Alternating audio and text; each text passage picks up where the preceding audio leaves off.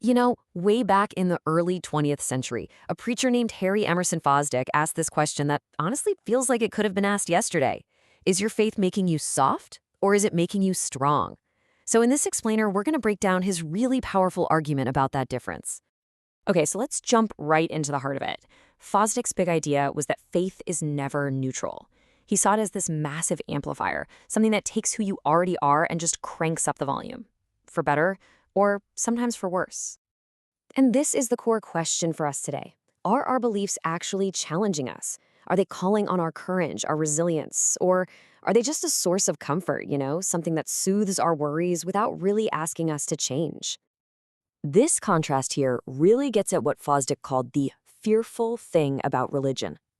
It doesn't just invent qualities out of thin air, it supercharges what's already inside us. It can take a naturally tender person and amplify that into the incredible compassion of a St. Francis, or it can sharpen a cruel streak into the fanaticism of a Torquemada. Now, this quote from the Apostle Paul is pretty much the foundation for Fosdick's entire argument. And he wasn't talking about being a literal soldier. He saw this as a metaphor for having grit, for being resilient. It's a huge warning against a version of faith that only appeals to our desire to be comfortable, to our softness. So what's the big deal with a faith that's a little too comfortable? Well, Fosdick saw some very specific dangers when faith gets too soft. He's basically saying that if we're not careful, faith can turn into an opiate. It becomes a pillow to lie on, not a challenge to rise to. Prayer can become this kind of spiritual escape room, a lotus land, he called it, instead of a source of real strength. And even something as beautiful as forgiveness can get twisted, making sin feel like no big deal and blurring the lines between right and wrong, until it's all just mush. To really drive this point home, Fosdick told this, honestly, it's a chilling story from his own ministry. He had given what he called a sweet, consoling sermon about God being our spiritual home, our safe place.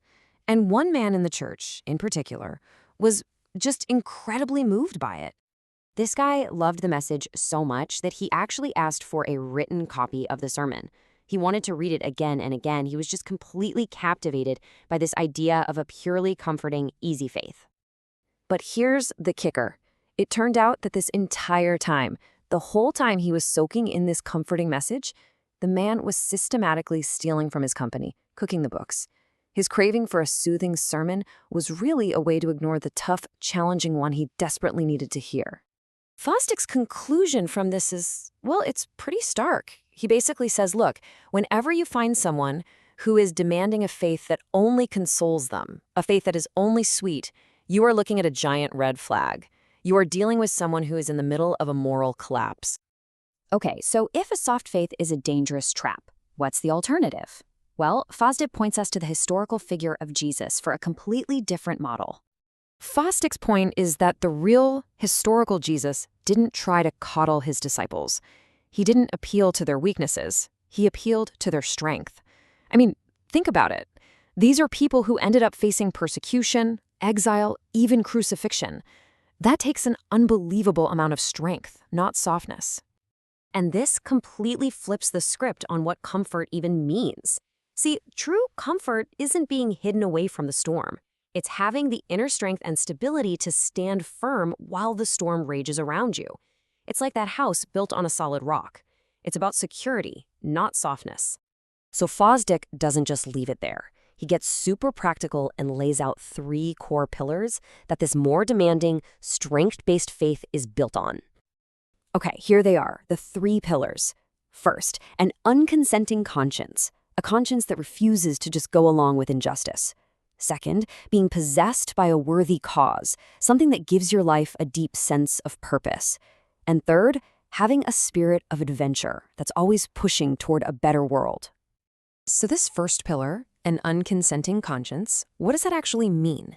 It's the active refusal to just accept the status quo as good enough. Fosdick looked at all the problems of his day, runaway militarism, economic injustice, and he argued that a strong faith demands a conscience that stands up and says, nope, this is not right, and I will not consent to it. For the second pillar, being possessed by a cause, he tells another just incredible story. A Coast Guard crew gets a call about a shipwreck during a horrible storm. A young crewman looks at the raging sea and tells his captain, "We can go out, but with this wind and this tide, there's no way we're coming back." And the captain's reply, it just says everything. "We have to go out, we don't have to come back." That is the voice of someone who is completely possessed by their cause, by a duty that is bigger and more important than their own survival. And the final pillar is the spirit of adventure. Fosdick saw this constant tension in religion.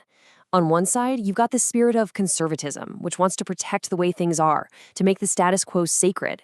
But on the other side, you have the spirit of adventure, which holds up an ideal of a better world and raises a flag of revolt against injustice. So after hearing all that, you might be thinking, why on earth would anyone choose this harder path? It sounds, well, hard. But this is where Fosdick ends with a really powerful paradox. And here's the big twist.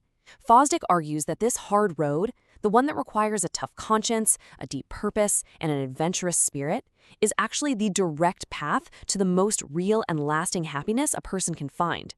True satisfaction, he says, doesn't come from taking it easy. It comes from strength that's been put to good use. And that really leaves us with a final question for today. In our world, a world that is constantly selling us comfort, convenience, and ease, what does it really mean to consciously, deliberately choose the harder path? To choose strength over softness?